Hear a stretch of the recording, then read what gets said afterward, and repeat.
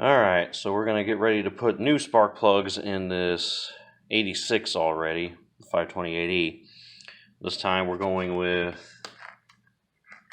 the Bosch, where are they at? WR9LS. It calls in the manual for WR9LP, which apparently you can't get a hold of anymore, so LS is what replaces it. Now, I'm doing this because ever since these Denzos have been in here, these plugs foul almost instantly. They did it last year, they're doing it again. Now, I got them last time, as you remember from the earlier video, after I couldn't get the NGKs and the Bosch, nothing was in stock. All they had was these Denzos.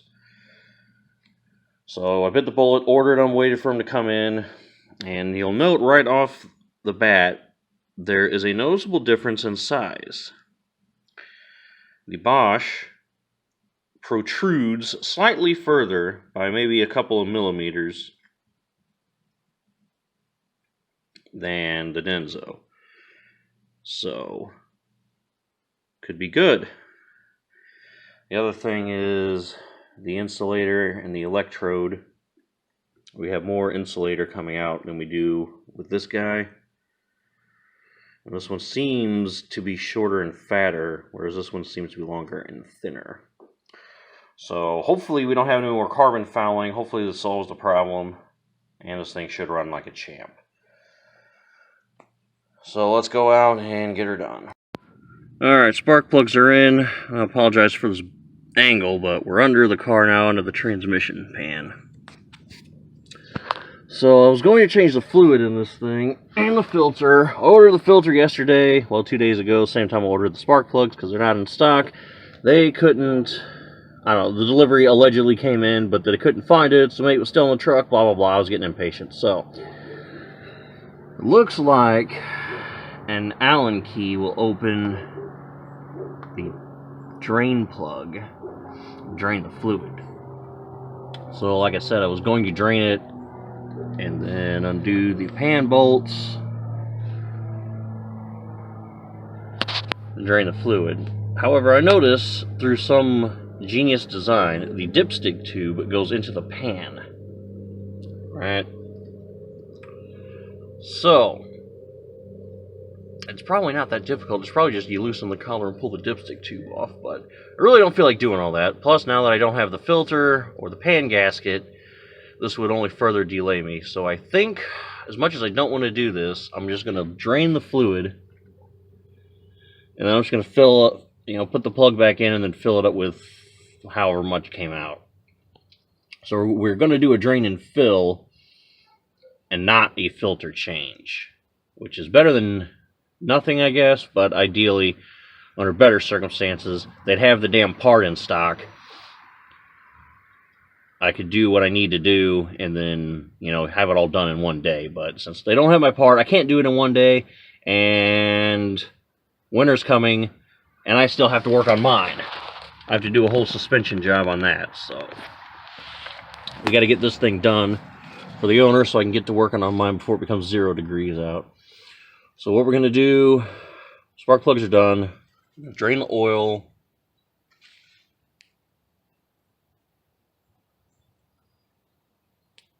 Pull the filter off, and we still have to wait for that oil sending unit to come in. So the car won't be done today, but I can at least do drain and fill and transmission. And if I can work my way back to the differential, if I can fit under there, I'll see what's doing back there. So I can't really fit that well under here, but I can still fit. We have a drain plug and a fill plug on the diff. Kind of greasy back here. I don't like the looks of that at all. See, we have a new fuel filter back there, which those guys actually did then for the owner last year. So I think I can bust these off. We're going to drain the fluid while it's in this angled position back. I don't know how much it takes, maybe 1 or 2. I guess I'll buy like 1 or 2 quarts of. I'm not sure if it's limited slip either. And since I have the rear wheels on the ground, I can't really jack it up and find out. So we'll just assume it does, and I'll buy the LS fluid. Better safe than sorry, I guess. So we'll bust these out. Let the fluid drain, and then I can't fill it, of course, until we get the car, the rear, angled up so I can get more fluid in. So that's the order of business. Now that we know what we need to buy from the store, we'll start draining, figure out how much fluid we need, buy it, and fill it. And then after that, the only thing we're going to be waiting on is that oil sending unit and the coolant level sensor. And then she's done. She's ready to start. Alright, we'll be back once we get something done here. Alright, for the transmission drain on this car, 86 528E, you need the 5mm hex. That'll bust that off. Alright, broke it loose with the Makita. Now let's see what we can see.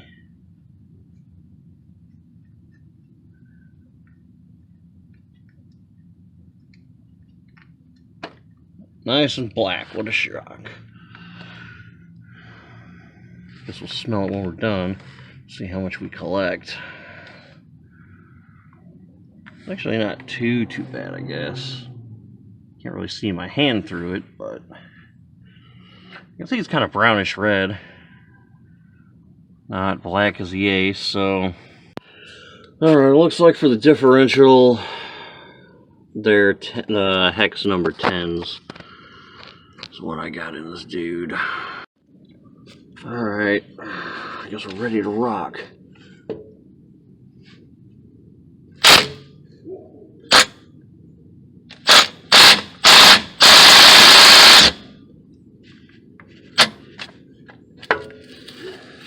Oh, that's really on there. Got it though. Alright, I think we got everything we need here. We got the gear lube, 75W90. 2 things of brake parts cleaner to clean the rest of that engine and all the other grease. We got some heat to remove water from the gas tank. Fuel injector cleaner, stable, since this thing's going to be sitting for a long time. It's not going back to New York. And the 4 quarts of automatic transmission fluid. You need the multi-vehicle ATF, Dex, Merc. Well, there's 4 quarts, and I have like 2 or 3 in my house if we need more, so that should be good. I think this is all we need for now. Got out of there, $50 even. Couldn't try that, or couldn't do that again if I tried. I did buy 2 extra things off camera. Gallon of distilled water and a gallon of coolant. That way we can mix it for 50-50, keep it in the vehicle in case it leaks coolant or anything in the future. That way we don't get broke down. Alright, we're back from our trip. I just put the lower plug back in. I tightened it to 36 foot-pounds, I believe. I couldn't find torque specs on it, so I was like, well, we'll just get close to 40. So 36, I figure. We'll do fine. Once I add the rest of the fluid, we'll spray clean that off. And then if it leaks, we'll tighten them more. If not, then I'd say we're good. But that's why we bought that brake parts clean, because this differential is greasy. Check out what just came in the mail. Oil sending unit, coolant level sensor. So we can get this beast back together today. Got the old one out, got the new one. Looks pretty similar, except it's got like this plastic cap on the top. Does it need to have that on there? I don't know. I don't see how else you get it off. So I guess it stays. Not sure how this thing works. I'm not an engineer, but I would assume maybe the water completes a circuit and it closes the circuit, so as long as there's continuity, the car knows there's coolant in there. Maybe whenever the coolant level gets too low, and maybe it opens the circuit and then trips the light. I don't know. I'm not an engineer. You guys are as good as mine. But here she blows. Coolant level sensor. Real easy. Put it in.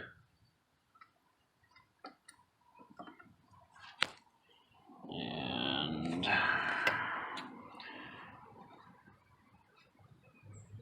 screw it on.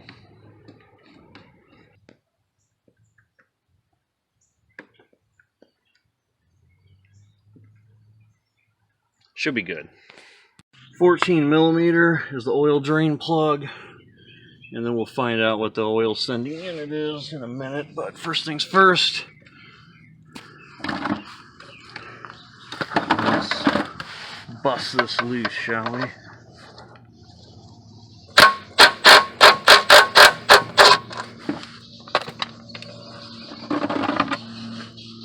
The oil pressure sender unit, 22 millimeter for the new one anyway. We'll see if that works to get the old one off in a minute. Fun fact, a 24 millimeter is how you get the old one out. So 24 for the old, 22 to put the new one in. We're going to put the new one in now. And pull the oil filter off, and then we can button up the transmission, put the oil back in it, get it off these ramps, and then we can get the differential fluid in it, and then we'll be road ready. Got the new crush washer on the oil plug, oil drain. I forgot to buy one of these while I was at the store, so I just used one of mine. I don't remember what I paid for these things, maybe $5 for two, I don't know. Something like that, I guess. But I had a spare, so we'll use it. Filter for this car is a PH2870A. Protection for 5,000 miles. We'll see about that. Alright, we got the new filter on. The new oil sending unit is in. And we got the oil drained. Drain plugs back in with the new crush washer. And you probably can't see that, but if you look at the end of the transmission, we got the drain plug back in. I'm unsure of the torque specs. So, transmission one's torqued to between 140 and 240, somewhere in there. Probably closer to 240. I have no idea what it's supposed to be. So, that's what it is. This is torqued to 240 inch-pounds, by the way, not pound-feet. And then that was also 200, so maybe 240. I don't remember what I torqued that to. And then, of course, that's hand-tight. So, we're going to fill it up with oil. It says it takes 5 quarts. We're going to start with 4 and go from there. I already filled that up with about 3 and some change, because that's what I remember taking out of it, give or take 3. And if it's closer to 4, we'll add a quart, no big deal. And then we just need to back it up the ramps once we do this, and we can fill it up with diff fluid. Alright, transmissions, dipsticks back in. We got our 4 quarts of oil. We'll have to check and make sure that that's right once we get this thing on level ground, because it's still on the ramps. Sensors in, all that other oil stuff is done. We still need diff fluid in it, but we're not driving it, so it's okay. We can start it, see how it runs with those new plugs, and then we will back it off the ramps, and then back it on to the other ramps, so we can put the diff fluid in. Alright, moment of truth.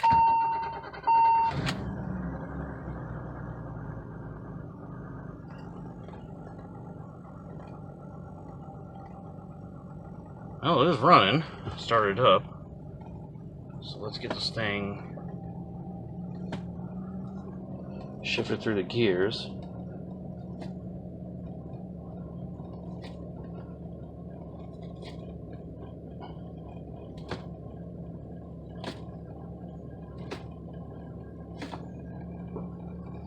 Alright, here we go. 75W full synthetic. Got our pumper hooked up to the fill, and we're gonna fill her up. Looks like, yeah, you can see. Not that it's that terribly interesting, but wanted to see how differentials are filled. There you go.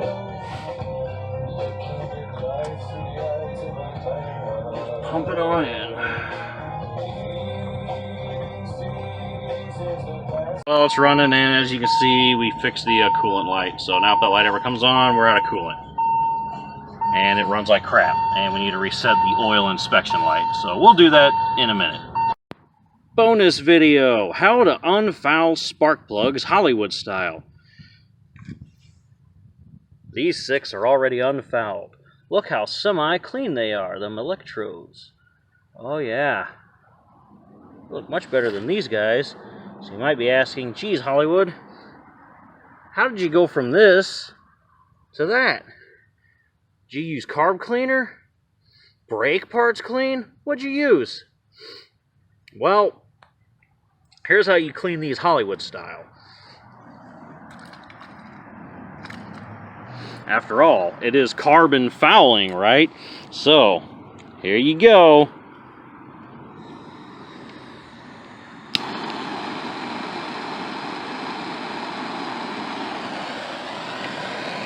Let's get her done. Oh yeah. Looky there. That's how you clean spark plugs.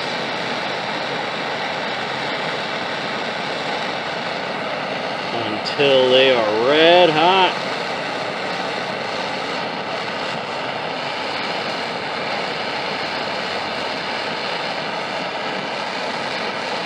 Why am I doing this, you ask? Well, since the plugs continually foul out on this thing, and they're really new, I mean, they really have hardly any miles on them, 40 miles maybe at the most, I figure they're still good, right? So we're going to clean them, get all the carbon off of them, and then they're going to go back in the car, inside the passenger compartment, and then when the current plugs foul out, as you know they will, hey, not a big deal. You just pull the ones out of the cylinder head that are already in there, get them out, put these in there, and then you're off to the races again. Boom, done, you're ready to rock. Yup. So, you're gonna have 12 spare spark plugs. So, when you foul out after like a week or so, not a big deal. Just pull the plugs out, put these in, and then do what I'm doing. Rinse and repeat. That's how you get her done. Alrighty, guys. Thanks for watching the bonus video on the BMW e28, how to unfoul your spark plugs Hollywood style. Peace.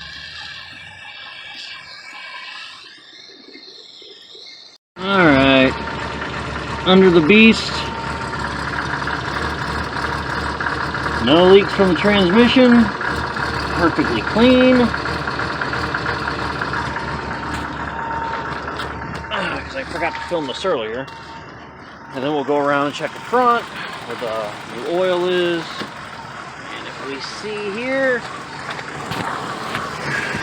no more oil leak.